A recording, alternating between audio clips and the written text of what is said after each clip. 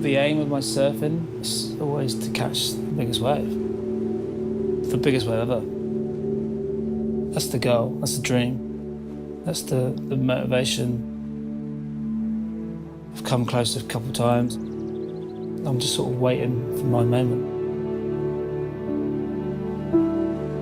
I was never happy with just surfing my local beach. I always wanted to push it. The waves, they're like just moving mountains. Not only are they giant, they're moving undescribably fast. Your natural instinct is to try and get away from it. It's dangerous and you shouldn't be there.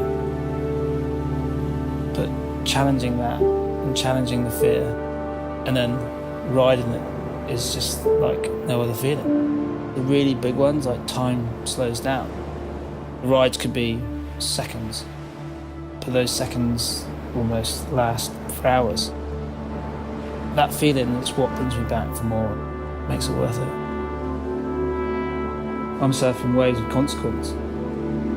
You're dealing with Mother Nature, which you can't control. You can't control the waves, but things I can control, I want to control. I want to make sure I'm fit. I want to have the best surfboards, you want to have the best fins, the wetsuits.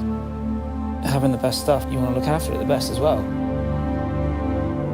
The salt and the sea and the sand, you have to keep all those things clean. You don't wait all year for the day of days and something break last minute or it not be up to scratch. I'm looking forward to the next big swell, the next big wave. You know, there's no date or time or place, it could be anywhere. That perfect ride. Those few seconds that seem to last forever.